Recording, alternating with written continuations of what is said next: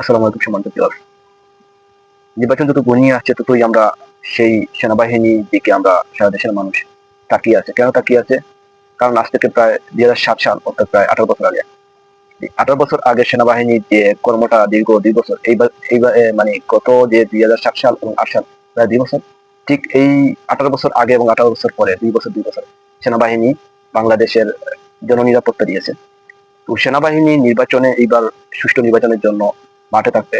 আর আমরা সবসময় সেনাবাহিনী বিষয়ে যে বিতর্কিত হয়েছে সেনাবাহিনী, এই বিষয়ে আমরা সবসময় চিহ্নিত।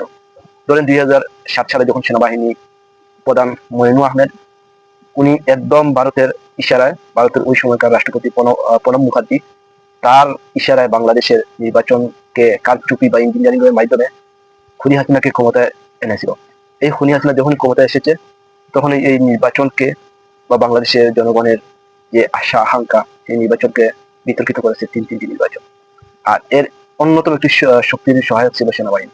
আপনারা দেখেছেন এর ভিতরে অনেক ঘটনা ঘটেছে। আমরা দেখেছি পিলখানা হত্যাকাণ্ড।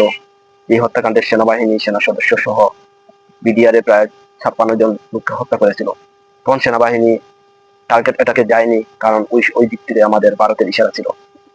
তো এই ভারতের সাথে বাংলাদেশের বেশ সংখ্যক সেনাবাহিনী যারা দেশ বিরোধী বা ভারতের ইশারায়, ভারতের এজেন্টের মাধ্যমে এই কাজগুলো করে থাকে।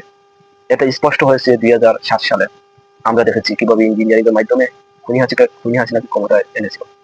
তাদের শুধু এই রেকর্ড নয়, খুনি হাসিনা ১৯৭২ সালে প্রথম যখন নির্বাচন হয়, ওই নির্বাচনেই তাদের উত্তরসূরি জাতির পিতা বঙ্গবন্ধু, উনি এই কাজটি করেছিলেন। আপনারা যদি এই আমার দেখা ৫০ বছর রাজনীতি, এই মনসুর আহমদের একটি বই আছে, এখানে যদি আপনারা পড়েন তাহলে বুঝতে পারবেন যে ওই সময় খুনি হাসিনা বা আওয়ামী লীগ কিভাবে নির্বাচনকে ইঞ্জিনিয়ারিং করতো অবৈধভাবে। এরপরে ভিতরে আমি যে পিলখানা হত্যাকাণ্ডের কথা বলেছি, এটা সরাসরি ভারত জড়িত ছিল, এটা প্রমাণিত। এরপরে আপনারা দেখেছেন এই তনু হত্যা, কুমিল্লা ক্যান্টনমেন্ট এর বিচার হয়।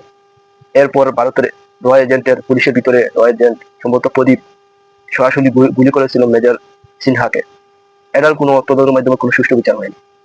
তো সেনাবাহিনী আমরা আগে দেখেছি, যখন মেজর ডালিমের স্ত্রীকে সেনায় বঙ্গবন্ধুর পরিবার যখন এই তার সাথে সম্ভবত শেখ শেখ কামাল যখন ডালিমের স্ত্রীকে নিয়ে এই বাজেভাবে কটুক্তি করেছিল, তখন বাংলাদেশের সব সেনাবাহিনী একসাথে প্রতিরোধ করেছিল। তখন বঙ্গবন্ধু সরাসরি মাপ চেয়েছিল। এইবার কেন পারেনি? এত ঘটনা ঘটেছিল, পিলখানা হত্যাকাণ্ড, তনুকে দর্শনের পর হত্যা, মেজর সিনহাকে সরাসরি গুলি করে হত্যা। সেনাবাহিনী কেন প্রতিবাদ করেনি? পিলখানা হত্যাকাণ্ড প্রায় সেনা সহ বিডিআর এর ৫৬ জন হত্যা করো। তো এই দেশে ন্যায় বিচার নাই, ইনসাফ নাই বিগত ৫৪ বছর ধরে। সেজন্য আমরা সবসময় যে সংগ্রামটা করছি, আমরা চাই সেনাবাহিনী যত দ্রুত তার ব্রাকে ফিরে যাও। কারণ সেনাবাহিনী যদি মাঠে থাকে, তাহলে সেনাবাহিনী বিতর্কিত হবে। সেজন্য সেনাবাহিনীর ভিতরে যারা গুম খুনের সাথে জড়িত আছে, আমরা আগেই বলেছি, এখনো বলছি যে তাদেরকে বিচারের সম্মুখীন করা হোক। যারা পিলখানা হত্যাকাণ্ডে জড়িত, তাদেরকে বিচার আইনে আওতায় আনা হোক। এটা সময়ের দাবি। আমরা ভোট দিব যে বিচার করতে পারবে। মেরুদণ্ডহীন চাঁদাবাজদেরকে আমরা ভোট দিব না আগামী নির্বাচনে। আমরা আগামী নির্বাচনে ইনসাফের পক্ষে ভোট দিব। সবাই ভালো থাকতে সুস্থ।